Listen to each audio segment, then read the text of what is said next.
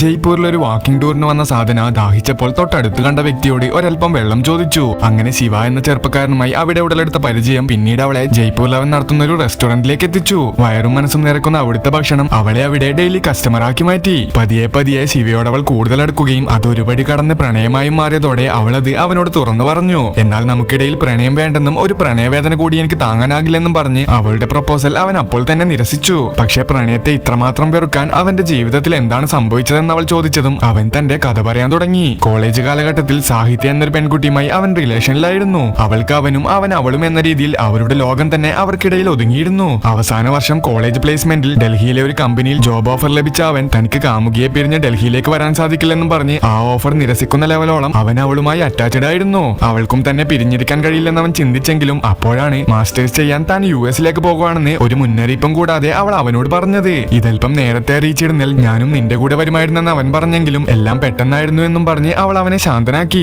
അങ്ങനെ അവൾ യുഎസിലേക്ക് പോയാലും പഠിത്തമൊക്കെ കഴിഞ്ഞ് വീണ്ടും തന്റെ അടുത്തേക്ക് തന്നെ വരുമെന്ന വിശ്വാസത്തിൽ അവൾ പോകുന്നതിന് മുൻപുള്ള ദിവസങ്ങൾ അവൻ അവളുമായി കൂടുതൽ സമയം ചിലവഴിച്ചു. എന്നാൽ ഓരോ ദിവസം കഴിയും തോറും അവന്റെ സ്നേഹം അവൾക്കൊരു ബാധ്യതയായി മാറുന്നുണ്ടെന്ന് അവനൊട്ടും അറിഞ്ഞതേയില്ല.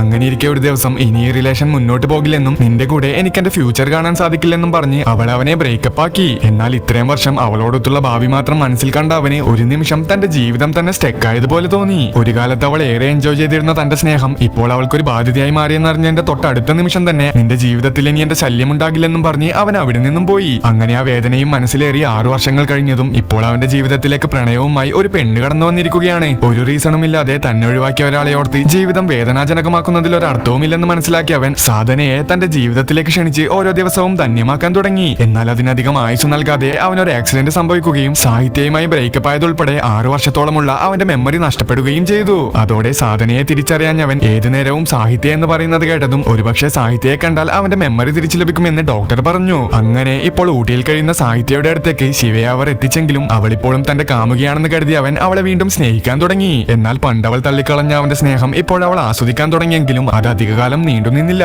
അവിടെ നിന്നും ഓർമ്മകളൊക്കെ തിരിച്ചു ലഭിച്ച ശിവ ഒട്ടും സമയം കളയാതെ തന്റെ സ്നേഹം അർഹിക്കുന്ന തന്നെ ആത്മാർത്ഥമായി സ്നേഹിക്കുന്ന സാധനയുടെ അടുത്തേക്ക് ചെന്നു.